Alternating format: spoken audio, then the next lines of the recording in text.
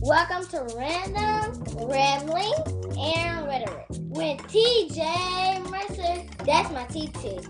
And it's all powered by her Samsung Notes. Now, here's my TT. I just loves me some porta potties, said no one ever. I don't know about you, but the ickiest thing on the planet is when I am forced to use a porta potty. I try to hold my bladder until the last possible minute. And what about nasty public restrooms? Ew, public restrooms plus kids. Parents, what do you do as soon as you take them to a public bathroom? You make them hold up their hands and forbid them to touch anything. Then you get in the stall, there's no toilet paper or seat cover, you handle your business, come out, and then there's no soap or paper towels. Lord have mercy. Jesus is just not a good situation all around. Fortunately, there's the restroom kit, a full bathroom solution the size of a lightweight deck of cards. A deck of cards, y'all. I keep one in my purse all the time just because it's complete with a full patented oversized toilet seat cover, enough toilet paper to cover the essentials, plus wet wipes for your tushy and your hands. The restroom kit is a don't leave home without it necessity for your road trips, you going camping, the beach, festivals, basically any restroom that ain't yours. Even that friend of yours who's cleaning is not their strong suit. You know what I mean? So pop on over and visit therestroomkit.com. That's therestroomkit.com. And when you use the code RAMBLINGS, RAMBLINGS, you will get 15% off your purchase. So stop going to the bathroom without the full protection you need. Go get the restroom kit at therestroomkit.com. Hey, it's TJ, your friendly next door neighbor shenanigan storyteller. And we're doing our thing, we're on our walk. So listen, I was listening, I was listening, it was yesterday. I was listening yesterday to this amazing sermon by a pastor, Michael Todd, out of Oklahoma, I think. Don't quote me on that. I think he's out of Oklahoma. But there was a part of his message that just really struck me because he was coming from the aspect of when David, the little shepherd boy, decided he was going to take a stand against Goliath. He approached the king, Saul, and Saul decided he'd just let this little runt go for a run it, because David showed up bold and like, I can take him. I don't know what the rest of y'all standing around here doing, but what I'm not going to do is allow this uncircumcised Philistine, as he said, come through and basically make mockery of my God. So he was willing to take a stand, even though Goliath was like 8 feet tall.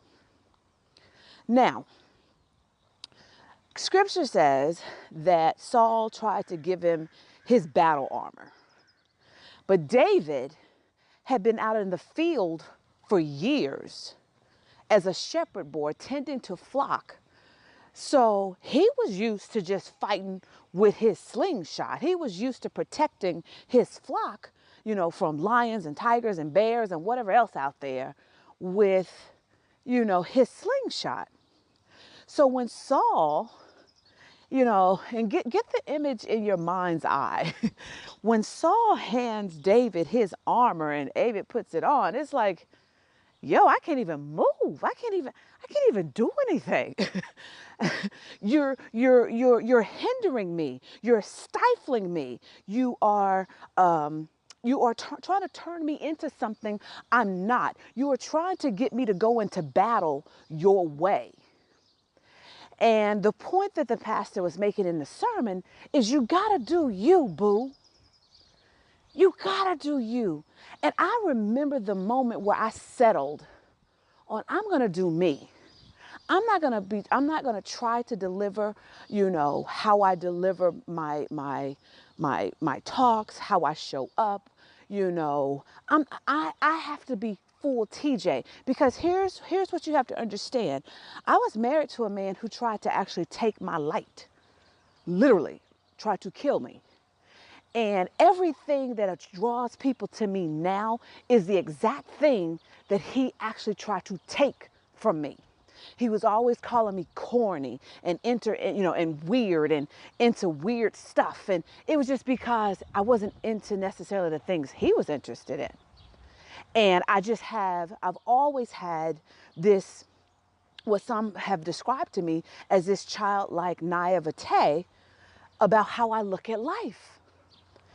And sometimes my Pollyanna-esque ways drives people crazy, because I'm always trying to look for the good in people. I'm trying to give people a second, third, fourth shot. Sometimes that gets me in trouble because they don't understand that, don't get it twisted.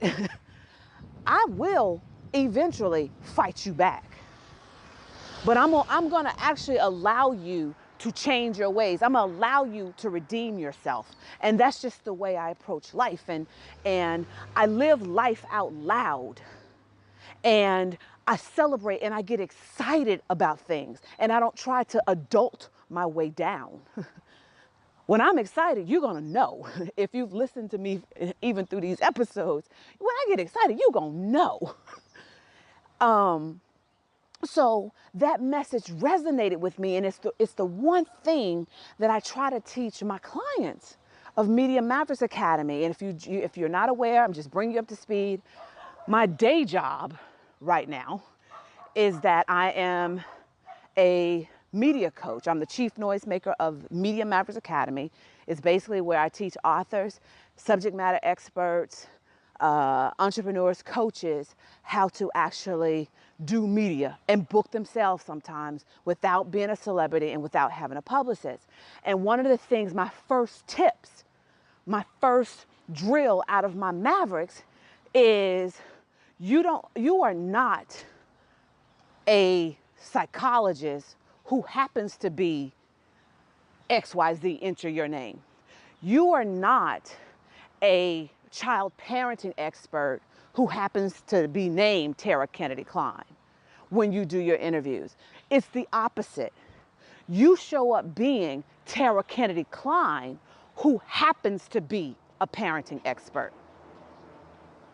You show up being Lynn Hurdle Price, who happens to be a conflict resolution strategist. Your personality does not get thrown out the window because of your expertise. And I teach my clients, you don't show up as who you think they want you to be. You show up who you are. So no matter what interview, what style interview I do, I'm always going to show up as TJ Mercer first, who happens to be a beast of the media streets, who happens to be a publicity expert. Because here's the thing, what I learned this morning, this is what really inspired me doing the podcast, this episode right now, is I went on Instagram and caught a video of Will Smith, the old school rapper, Parents Just Don't Understand, Get Jiggy With It. I think he's an Oscar nominated actor. I'm not sure if he actually won Oscar yet, but for, Muhammad Ali, like his resume is impressive. And he started out as a rapper from Philly. The Fresh Prince of Bel-Air was his first acting gig, to my knowledge.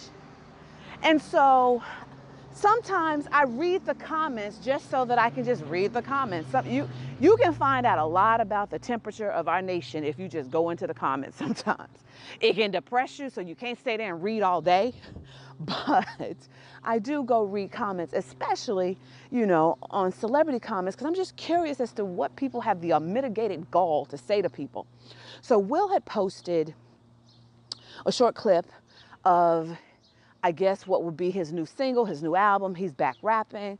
And, you know, I can't say I'm a hip hop head. I'm not a good judge of good hip hop or not, because I've never been, you know, totally into hip hop like that. If it got a good beat, I'm good. So that's not my point. But it sounded good to me. You know, I could understand everything he was saying. I was liking his flow, but good morning. However, you know, I'm reading a comment, and it was one comment that just kind of stood out to me.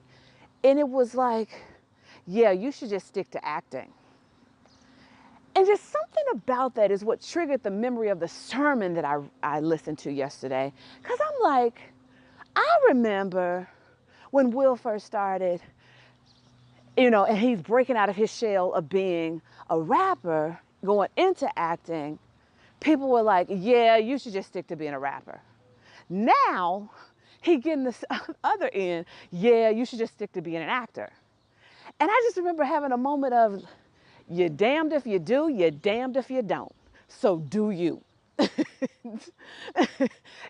it really just boils down to, well, first of all, the people who commented don't have nowhere near the resume that you have. So let's start there.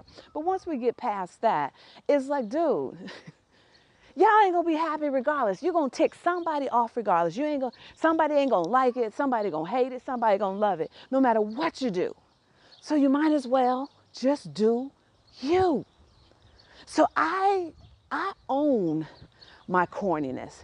I own my offbeat sense of humor. I own, you know, when I teach from the Word of God, you know, I always put out a disclaimer that I'm not the type that I don't dissect and study the Hebrew and the Greek. You know, I read several versions and I just let the word just come to me visually. And that's what I teach from. I tell the word from a storytelling point of view. And so I remember at first I was uncomfortable, you know, because I felt like, well, if I'm going to be, you know, teaching from God's word, I should be. And it's like, no, that's not how God built me. God built me to reach the people that I reach. God built me to reach people how I speak, how I talk. God built me in such a way, and I'll never forget it. My first book, 40 Days to 40, Life Lessons from the Ramblings of My Unfiltered Thoughts.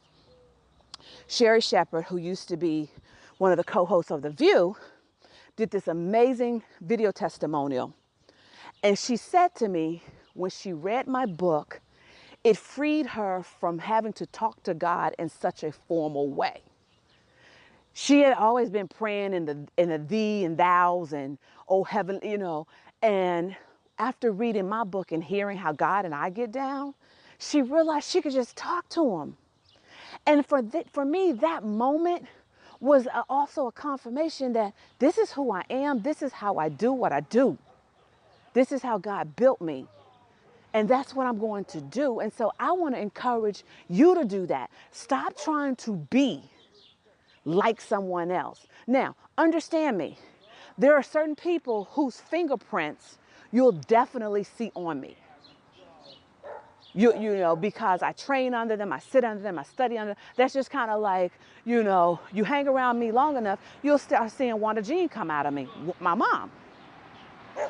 And so, you know, you'll see my coach Lisa Nichols' fingerprint on me. You'll see my pastor Donald Bell fingerprint on me. Heck, if I'm really honest, I love Cat Williams, the comedian Cat Williams. He is a fantastic storyteller, so I study him. So in essence, sometimes you may see Cat uses his whole body to tell a story. That is me. But I'm not trying to be them. I'm being full of me. When I coach my Mavericks, I tell them up front, listen, I'm not interested in making a TJ clone. I'm just interested in making sure you have a fingerprint that looks like mine. You belong to me. So I want my fingerprint on you. That's it.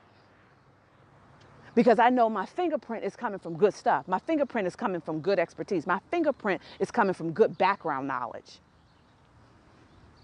So like I said, stop trying to put yourself in a box to conform to someone else's standards. Stop letting people, you know, shake you from what you're supposed to be doing, because at the end of the day, they ain't gonna be happy.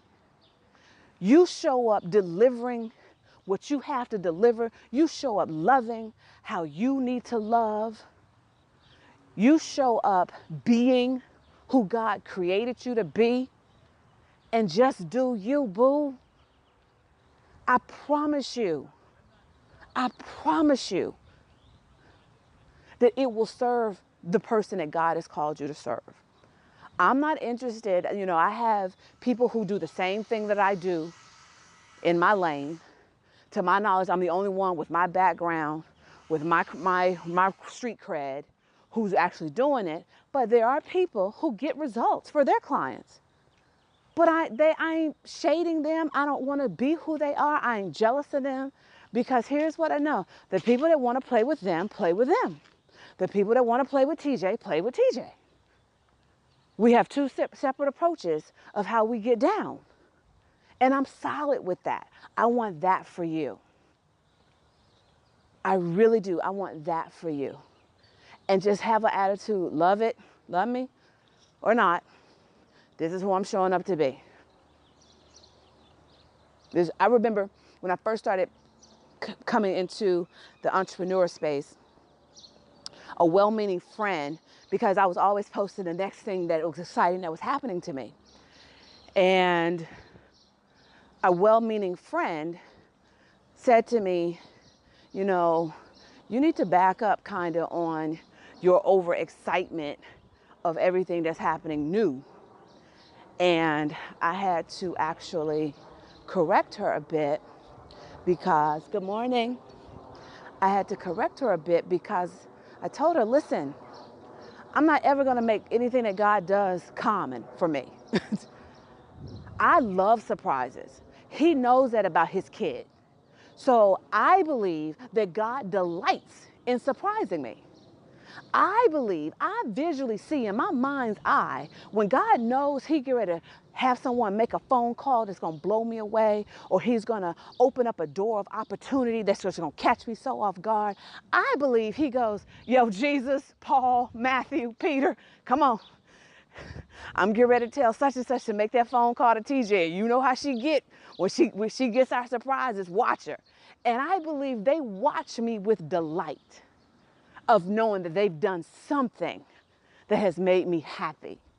So yes, I'm going to celebrate it. Yes, I'm going to be out there talking about it. Yes, I'm going to post about it, because that's who I am. I love and live out loud. If you are an introvert, if you are not that type, and that's who God built you to be, so be it. I always think, when I think about getting married again and who I imagine God to pair me with, I know it has to be a man who probably is not as out there over the top extra as I am, because God is going to need him to be the string to my helium balloon. That he's not going to allow me to get so far, so crazy, so out there in my imagination that I'm floating out to outer space. Rather, it's someone that's going to be that calming presence around me. It's someone that's going to be the person that is comfortable with, good morning. Is going to be the person that is comfortable with letting me be as out there extra over the top as I am, but he's comfortable in his own skin to know he's called to hold me down. And not hold me down in a bad way, you know what I mean? Hold me down, like hold the family down, hold the household down. He's called to just hold it down. And so I used to actually like kind of dim and shrink a little bit around men, because thinking like, okay, I'm gonna be too much for them and they think they can't handle me. And it's like, no, because I can't keep this contained even if I tried. I can't keep this bottled up if I tried. So why I'm gonna fake the funk and then get into a marriage and be miserable when he has to meet the real me that no longer can contain her excitement of how she lives life and her exhilaration for 24 hours a day. I can't control that and can't contain it. So no, let me just be who I am and trust the right man to show up, that God is gonna put the right man in front of me like, yeah, she yours. You gotta handle all of that. And you gotta handle all of that without trying to dim her. You got to handle all that, but being okay with perhaps being in the background sometimes. You got to handle all that when she don't even want to be, quiet. You're going to have to learn how to communicate with her in such a way that, babe, it's time for you to settle down, recharge. It's time for you because you're getting a little too out there. You're overextenuating yourself. I need you to take a chill pill and chill. He has to be comfortable enough to do that. So that's my heart. Just do you. Somebody will be happy one way or the other. So you might as well be the one that's going for the happiness and the joy of your own life. All right? That's what I have for you. And go and do what we normally do. Go out. Make God smile. In my case, I'm going to make him laugh. And don't you forget to subscribe, review, and share. Bye. Well, that's it. Hopefully you enjoyed what my TT shared with you. And like she always says, let's go out and make God smile. And don't forget to hug somebody. It's T2 Mercer signing off now. See y'all later.